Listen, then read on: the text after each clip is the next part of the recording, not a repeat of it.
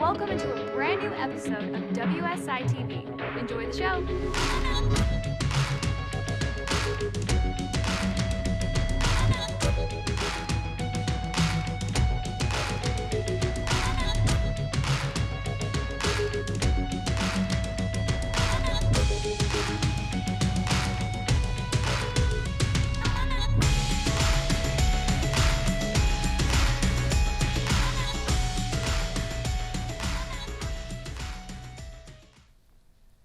Hi guys, welcome back to WSI TV. Today we are going to be doing another episode of Informer Spotlight. I am Taylor Clinkfield and I am joined by Leah Warren. How are you doing, Leah? I'm doing great. How are you, Taylor? I'm pretty good. So today we're going to be doing an episode that we actually promised that we were going to be bringing to you very soon. We are going to be doing the currency cheat codes. So Leah has done a lot of research on this and she's going to show us how to understand the currency markets and how it relates to the stock market. But before we get into that, we do want to remind you to go to WSITV.com. You can sign up for our free daily newsletters and you get free access to our exclusive content from the WSI Vault. So let's just get right into it. Today we're going to be talking about Forex. Do you want to tell us what Forex is, Absolutely. Leah? So Forex is the shorter name for the foreign exchange, which is the forum where all of currency exchanges happen.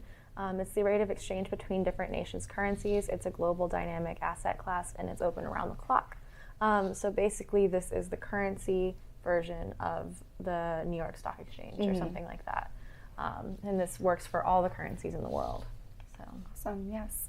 So you're probably wondering why we're talking about the currency market and how it's different from the stock market. So to answer that question, we're going to tell you why you should be trading currency. Essentially, it is the largest investment market in the world. It's how you get involved in things like global economies, and if you're looking into doing 24-hour trading, this is something that's more open to you. The stock market trades on the New York Stock Exchange $26 billion. The Forex market trades $5 trillion daily. So that's a big difference. It's a very large market with high volume, high volatility. So it's something that if you're looking for the next challenge in your investing career, this is a good place to start, especially if you're looking for an exciting daily thing that you can be doing. But Absolutely. So it is very specific in how it works. I did mention that it's a 24-hour market, but it's closed from Friday evening to Sunday evening. Do you want to tell us a little bit more about that? Yeah, so the way that it works is it is a 24-hour market, meaning that it is open 24 hours a day. And there are 3 sessions every day that include the European, Asian, and United States trading brackets. And all these different sessions are specific to when the different countries are in their active trading sessions. So it's all dependent on when the stock market is open for that country. It's dependent on when the economic numbers are coming in for the day. And in these brackets, you trade currencies against each other. There is some overlap, but the main currencies in each market are traded mostly during those designated market hours. So right now you could be trading US dollar because we're in the open market time of the day for the US. And this means that certain currency pairs have more volume during certain hours. So it's very important about when you're trading because different currencies are going to be worth more at different times of the day. Sure, yes. So what that essentially means is that you're betting on the odds of one currency being stronger than another. So we're going to talk about it more in a second, but currencies trade in pairs as opposed to in the stock market. You pick one stock, you buy it, and you're happy with your choice. The Forex market is a little bit more complicated. You have to pick a currency pair and you have to pick which one you think is going to be stronger than the other. But so there are even more rules to that and not necessarily just those. If you want to tell us more about those. Yes, so this is the most complicated part of it. So basically what you need to know is that currency is traded in various size lots. As you probably know, the euro is worth a different amount than the US dollar, which is worth a different amount than the yen, and so on. And because all of those values are different, they trade on lots in the Forex instead of on dollar amounts. So a micro lot is the most common used, and it's 1,000 units of a currency. A mini lot is 10,000 units, and a standard lot is 100,000 units. Just to give you a base on that, 1,000 units of the currency is $1,000 of like US dollars. So it's still a lot to trade on.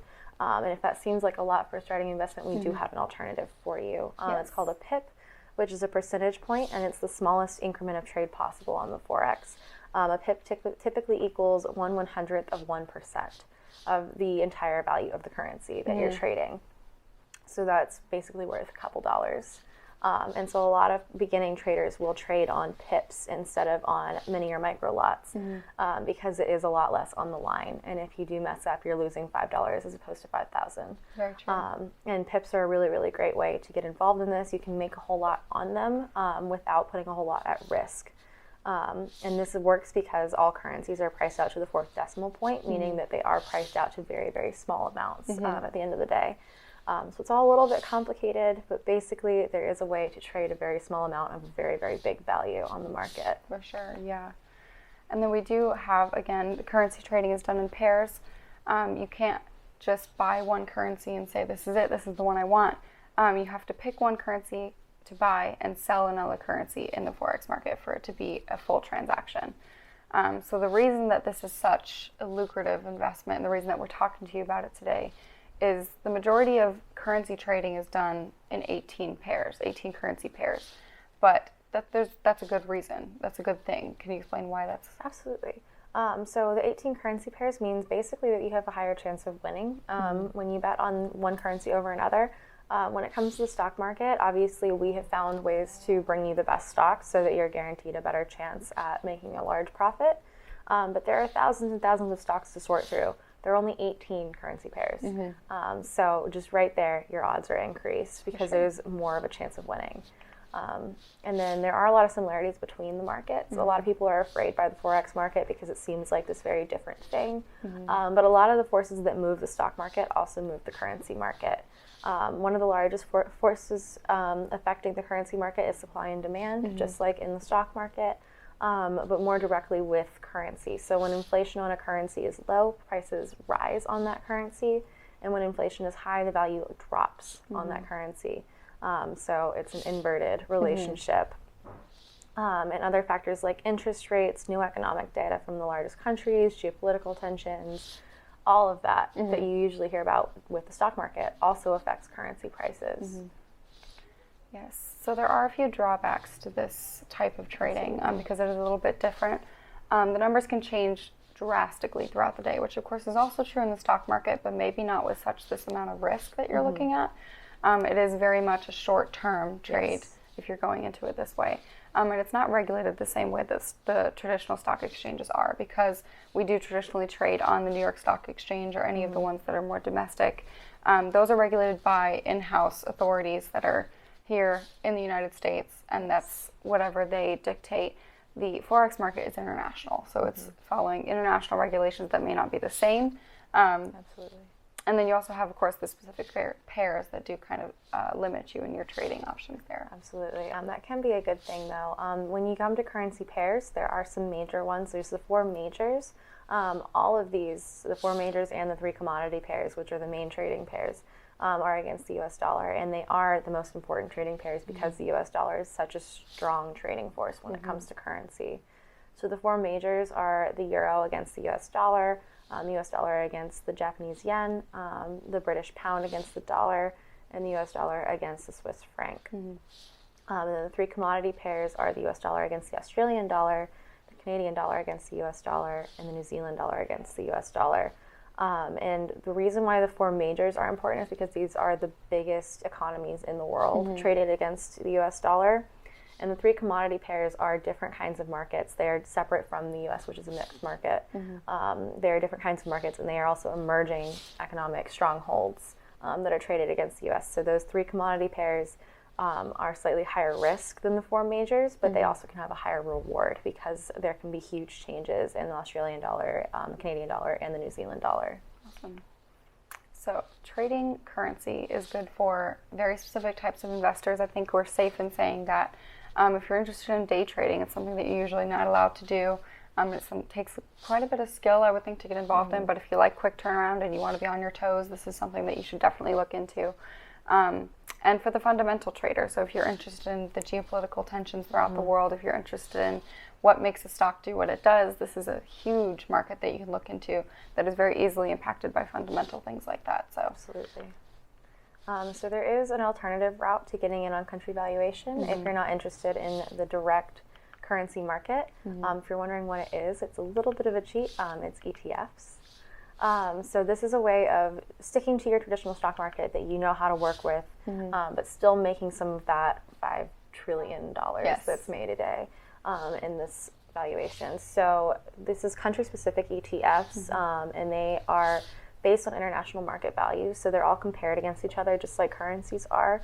And it's the value of the economy, the value of the currency, the value of the different businesses in that country, trade tensions, markets, all that. So all of those factors are paired against each other, and then it's also equity-based. So why invest in international ETFs? It's because it's a growing market that's increasing globalization. There are varying levels of risk and reward to choose from. Instead of being stuck with those 18 pairs, there are hundreds of countries in the world, and the different ones have different kinds of markets and have more diversified markets or more specialized markets, so you can have a higher reward and higher risk, or you can have something that's middle ground. It's dependent on incredibly diverse factors in general because it's an entire country's value, not just their currency, and it accounts for the strength of the currency without the need to trade on the Forex. Awesome. So if you do want to get involved in trading international ETFs, maybe currency trading is a little bit too much for you right now, we do have a few picks for you actually today. The first one behind me is going to be the Netherlands ETF. And this chart we were talking about a little bit earlier. Do you want to explain why you picked this one out for us? Absolutely. So you can see that this one's a little bit wobbly, as a lot of these charts are, because they are so dependent on the fundamentals. They're so dependent on what's happening in the political standpoint and in the economics of the country, as well as in the international standpoint. So with this chart, we do see a bit of a wobble, but we saw some really good strength in 2017 and 2018. And then we've seen it recover really, really well in 2019 and on into 2020. We're at a really high point now, and I really like that this line has crossed right here, and we're back in the clear there. So I'm seeing some really positive signs for a good future for this chart. For sure. And also the Netherlands itself is a really, really strong bet just based on the stats, again, the fundamentals. It's the 17th largest economy in the world, so it's in the top 20. Yes. It's an open economy that depends heavily on foreign trade, which is a strong point when we're talking about globalization and the impact that's having on different countries' economies. They're already ready for it. The economy is noted for stable industrial relations, low unemployment and inflation, and sizable current account surplus, which means that they have a lot of money that's still in their own pockets. They're not in debt. Their currency, as you probably know, is the euro, and their main industries are very diverse, from agriculture and fishing to oil and natural gas, metal engineering products, electronic machinery, petroleum, construction, microelectronics. So they have their hands in a lot of things, which means a strong chart. For sure, yes. And the next one we've got up for you is Switzerland. We do have a little bit less of that volatility that we saw in the Netherlands chart. I do like the strength that we see all the way from the outset of 2019. We've got that great cross right in the middle, and it's super strong up into today. And then that kind of just goes along with the things that we're looking at in their economy. It's one of the world's most advanced free market economies, the third richest landlocked country, which is really big considering that we're in such a global trade economy when they don't have as many ports or international trade options. They do trade the euro, and the main industries that are involved in Switzerland is machinery, chemicals, precision instruments, tourism, banking, insurance, and pharmaceuticals. So we've got quite a bit going on in Switzerland. They do have a GDP of over $705 billion. So they've got quite a bit going for them, even though they might be discounted maybe. Yeah. So they're kind of the underdog, but they're definitely a really, really strong economy. And people don't seem to look their way, but if we look at their history, they've always been a very strong, stable country. And For stable sure. is the key word here when it comes to trading something as volatile as currency. Exactly. And so our next one, we actually have our country. So this is the U.S. chart, and you can see, you probably know our country is very diversified. We have our hands in a lot of things. We're very international, and because of that, we have a really strong chart. It definitely reacted to the dip that we saw in our stock market at the end of 2019. For sure. All countries did because that was a global event. Yes. But we especially did because it was our economy that triggered it. Yes. So, but you can see that even during that dip, yes, the lines get a little bit close to each other, but we have this really, really strong moving average throughout. And we see this really positive stepping motion here as we recover, and then we're at this really great high right now. So this is just a really strong chart, just objectively. The United States, as I said, is very diversified. It's the world's largest economy by nominal GDP and net wealth, and it's the second largest by purchasing power parity. I think first is China currently. And the economy of the U.S. is a highly developed and mixed. A mixed economy is good. It means more diversity. It means more ability to trade. It means more business. The nation's economy is fueled by abundant natural resources, well-developed infrastructures, and high productivity, which are all things that the U.S. is very proud of. Our currency, obviously, is the U.S. dollar.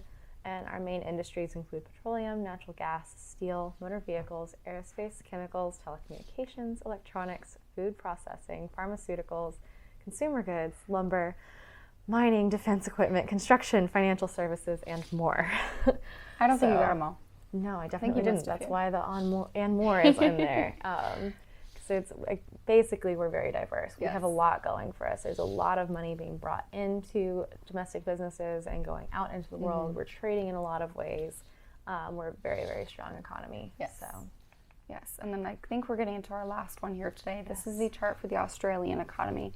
And Lea and I were talking about that. It's kind of surprising how well they're doing right now. We, of course, have the bushfires, and everyone knows what's going on over there. They're having quite a natural disaster crisis, you could say. So we're very pleasantly surprised to see how strong they're going right here. And I think we chalk it up to how great their economy has been, essentially. Absolutely. So as Taylor said, those brush fires are still going on. It's still an international disaster because entire species are being threatened. Thousands and thousands of animals have died. Many, many people have died. I think they said 21,000 homes or something like that have been burned. It's a bad situation. You would expect their chart then to plummet. Reflect it. But because they have a highly developed market economy, they are very diversified, they have very high rate of wealth per adult. They're the second highest median wealth per adult as of 2019. They're second only to Switzerland. That means that everybody there is taken care of. Unemployment is low. It's a very, very healthy economic situation. And because of that, and because they have such diversified industries that they're involved in, even a disaster as big as this is not affecting their chart and their economy. Their main industries include financial and insurance services, construction, healthcare and social services, mining, scientific and technical services, and metals. So they have a whole lot going for them, very diversified, and involved in a lot of areas where there's high need.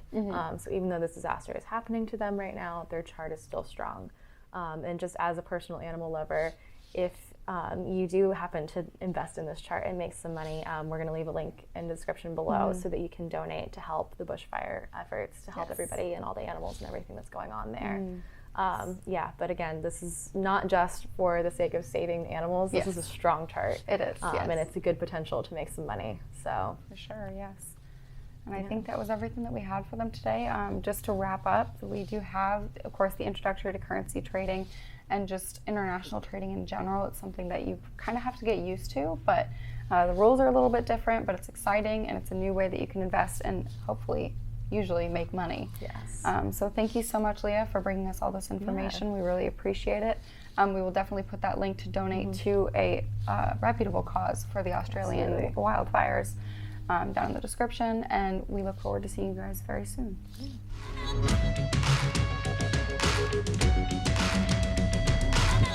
Thanks for watching the latest episode of WSI TV. Be sure to visit WSITV.com where you can subscribe for free with no contract and gain instant access to the secrets of self-made millionaires via the WSI TV Vault.